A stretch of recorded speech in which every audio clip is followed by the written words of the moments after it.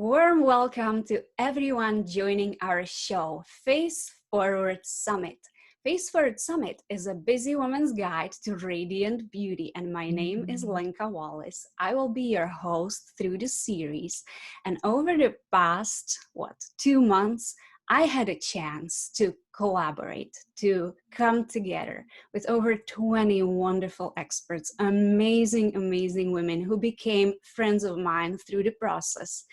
Many of them I didn't know before the show, but I am blown away by how beautifully this came together and what the value of it is that you guys get to watch.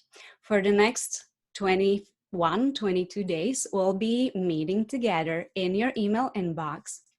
And we will be showing you one interview every single day so that you have time to sit down, grab a cup of coffee, glass of wine, or whatever you want to do. If you want to go for a run or walk and put it in your ears, totally great. We will be spending time together talking about one important thing that seemed to be that common thread through the whole series, and that's how much we love ourselves. And I want to start today with our very first, very special guest, my friend for over 10 years, Monika Zands, who will speak into that. Welcome, Monika. I am so excited to have you on the show. And I'm so excited that you are the first speaker, first expert who gets to talk on this topic. Thank you, Lenka, so much for having me. Yes, so many years ago, we met young and bright-eyed and out getting healthy together. So it's such a pleasure to be here, having witnessed your journey, to have been part of your journey. And I'm excited to be here and share with an amazing audience of women who are ready to see their radiance and love themselves. Yes. I remember. So that was back when I used to run a nutrition business, and we met through that business. Monika is a international executive business coach and consultant. And so what she did at that time for our team was she coached our team to the next level. And it was such a wonderful process, such a beautiful journey. And many of us really elevated. And so I am forever grateful for the work you do. And ladies can learn all about you under this video in your bio. But I want to point out one important thing, and that is you and your husband, Jen, you've been together for like ever, right? Like what, over 20 years? 27 years we've been 27. together. We met when I was 18 years old at UCLA. Oh, and you are going so strong. You are such a power couple. When I look at you guys, it's like that's the relationship I want to have one day.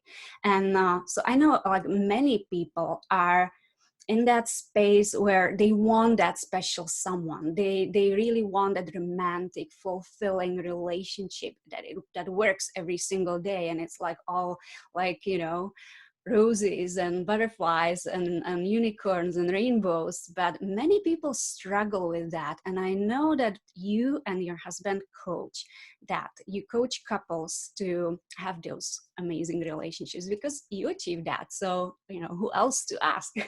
So I want to know, why do so many people struggle with having that relationship? Well, my experience with my husband is we met so young.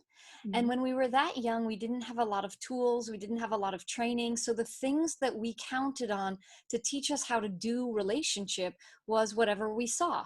So it was either dysfunctional relationships that we may have seen, or it was really functional relationships that we aspired to have. Mm-hmm. And so inside of us, we were so young, we were just this exploring and uncovering and discovering, like, what is relationship and how do we do it? But our personalities were really strong at that time, like who we thought we needed to be or how we thought we needed to be. That guided how we did relationships. So at the beginning, it wasn't easy at all.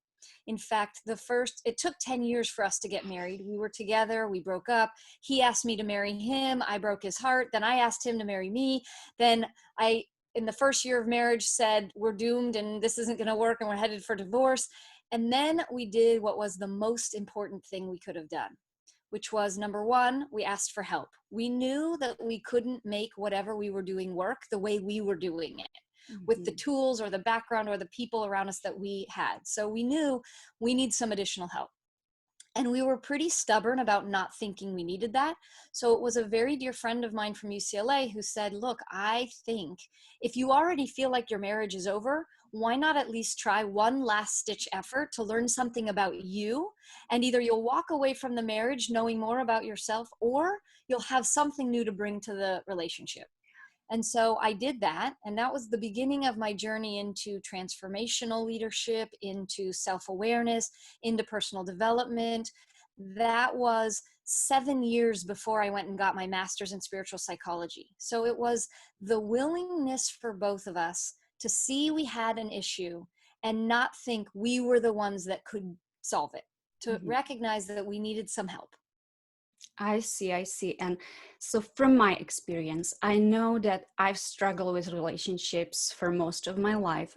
And what I've learned through similar process, like self-discovery process, is that um, I was not seeing my own value. I was not being in love with me. And so all of my relationships were very codependent relationships, and all of them failed, and all of them looked very similar. There was a pattern.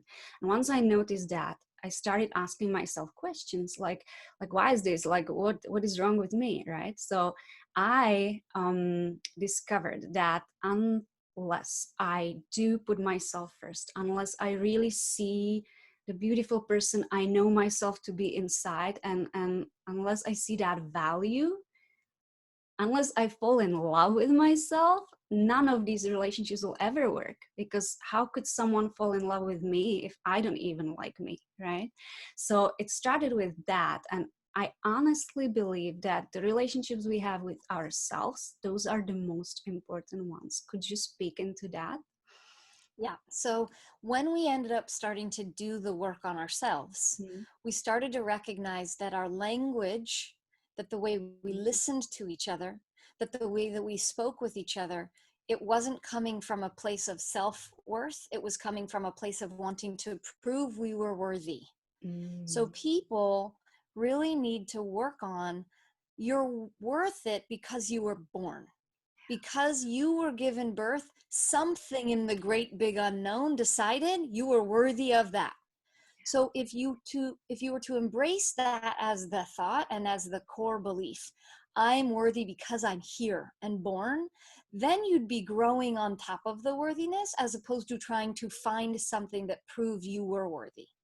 So that's the first step. And then I also feel like when people go outside to look for validation, when they keep looking for, early in my relationship with Janet was, if I'm the right kind of wife, if I'm the right kind of partner, if I say the right things, if I do the right things, if I make him happy, if he makes me happy, then we'll work. Mhm. And it wasn't like what you just shared. It wasn't until I also learned that the pattern that I was accommodating was, I believed that in order to get love, you had to be the best. You had to be right. You had to be the best. You had to prove that you were worthy of the love you were seeking. And I learned that at a young age with my dad. So I translated that and projected that right into my relationship with this man that I loved so much, but never let him see who I really was, because who I really was, I had tucked away in some hidden cavern in my consciousness years and years earlier, thinking that's not good enough. So let me be all these different things. And I couldn't put a finger on who really was the real Monika and what was there really lovable about that Monika.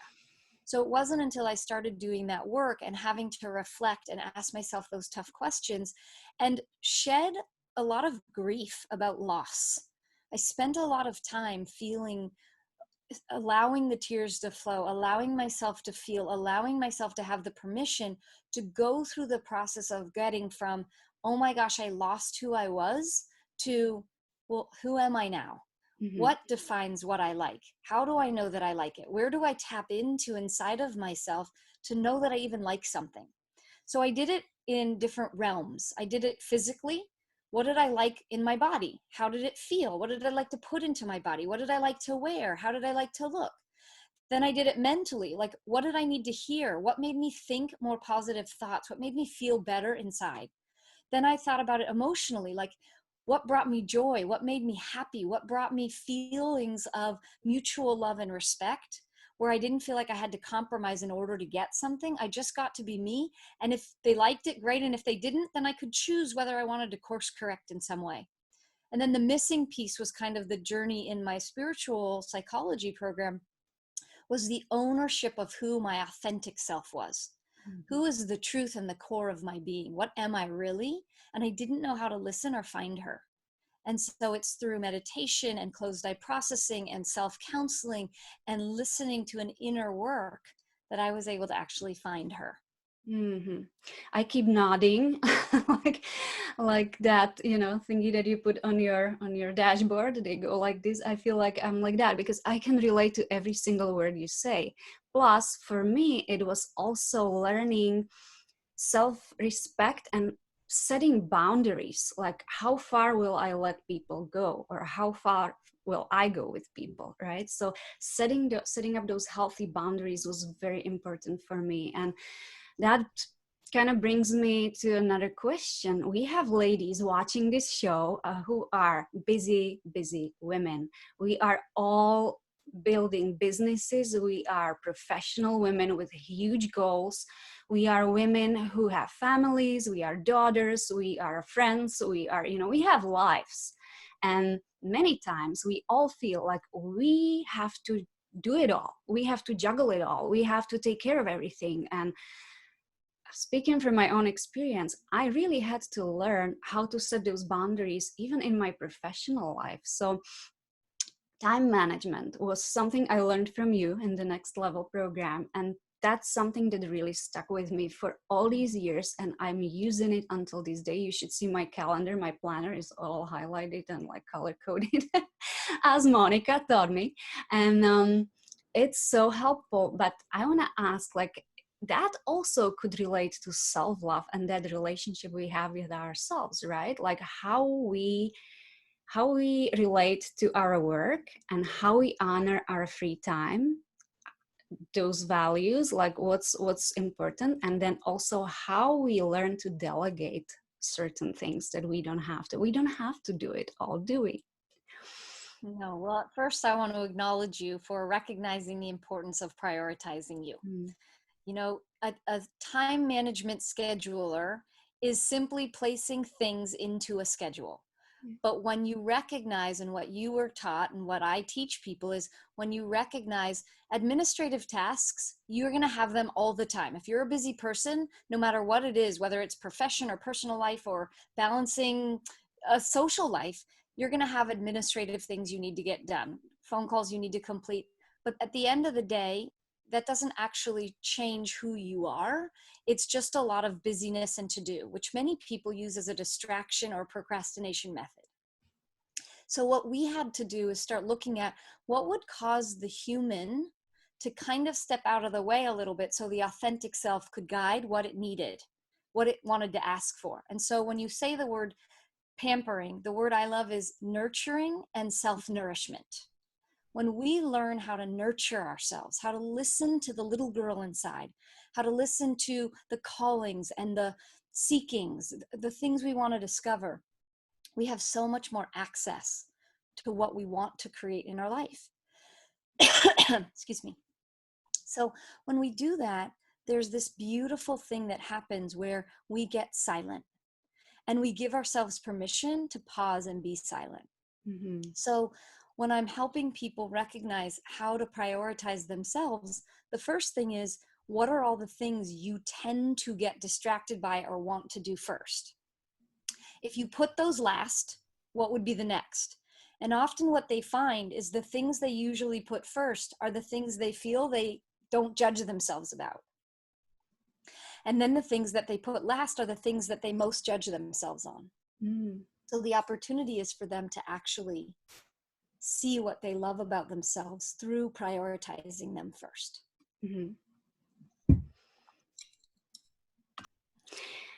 All right. So yeah, I want to ask you another thing. So I know that you're a mom. You have 3 wonderful children at home. You are a wife. You are a triathlete. You are a business owner.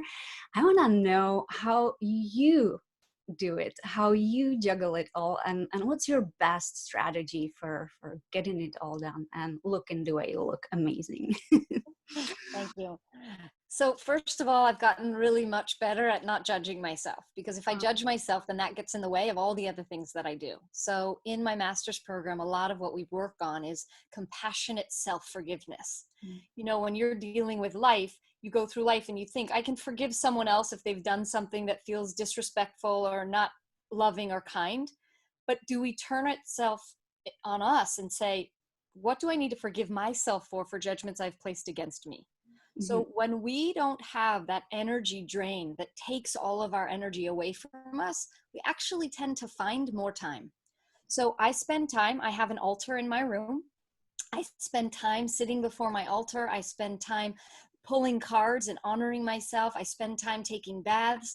I spend time reading my own books. I spend time connecting with my female friends or my male friends.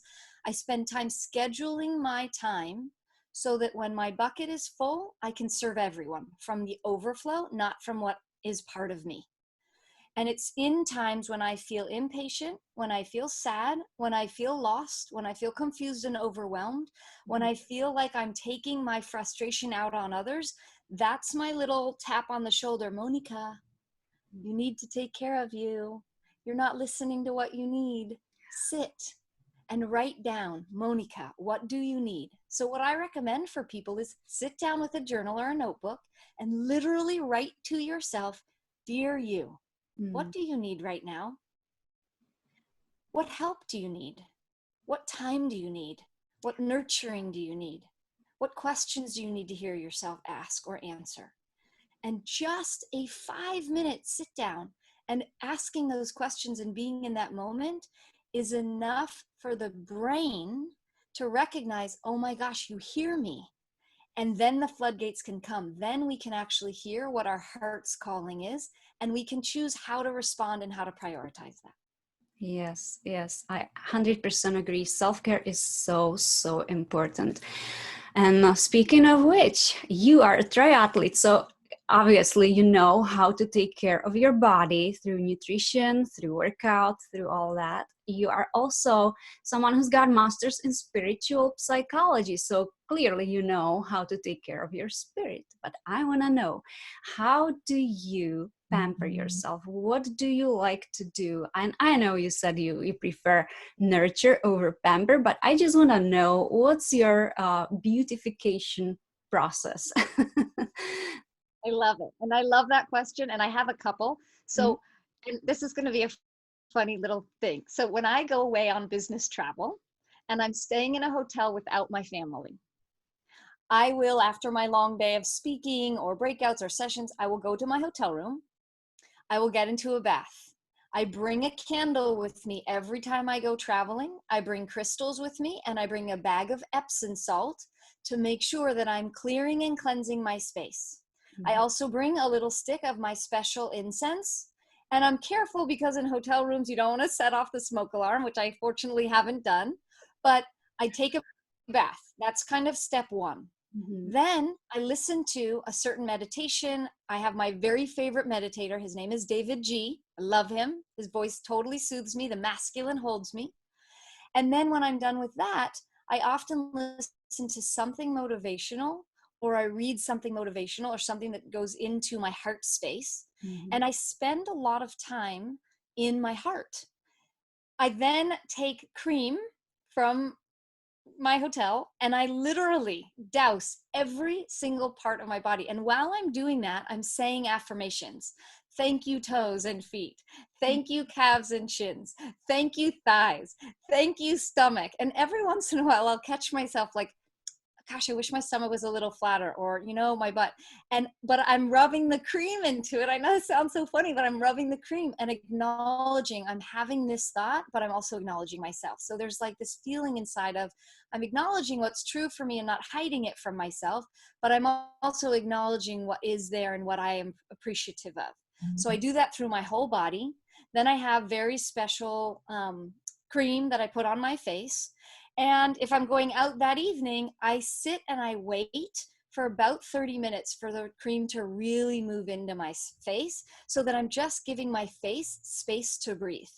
You know, so many times we don't give ourselves space. So we put the cream on and then we put the foundation on and we go, go, go, go, go. I really try, when I can give myself the time, to be so intentional with, okay, now I'm honoring my skin. Now I'm honoring my heart.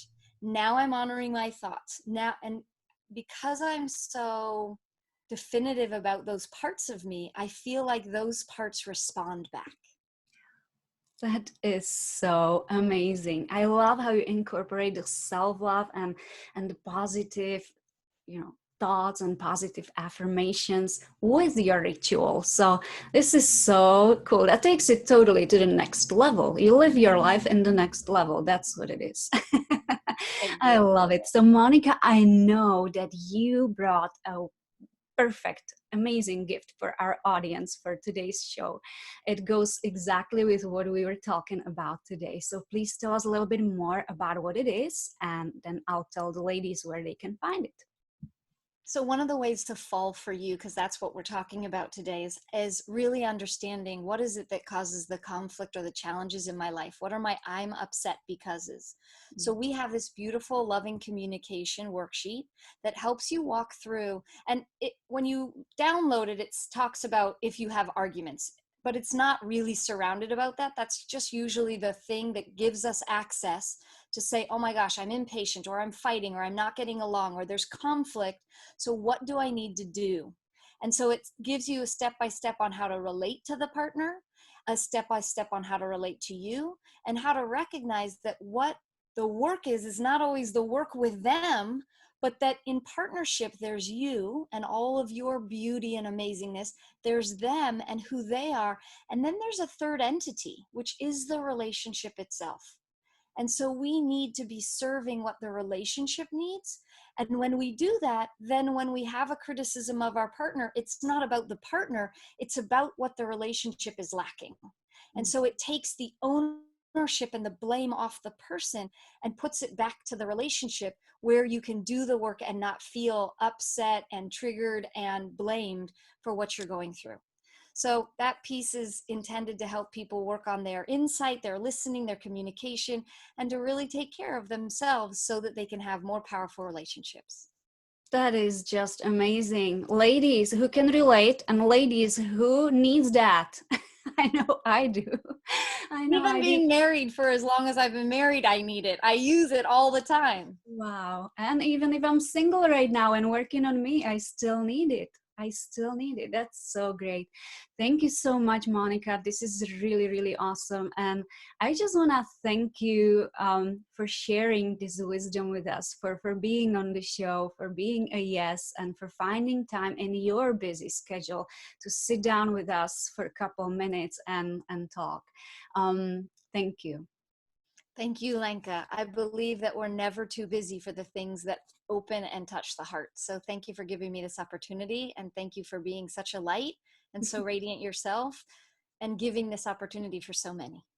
Thank you. And ladies, how amazing was that? We are in for a really, really nice show, and it's going to be happening tomorrow again. So tomorrow you are going to receive another email with another wonderful interview, and tomorrow it's all about that glowing beauty with a beauty and makeup expert.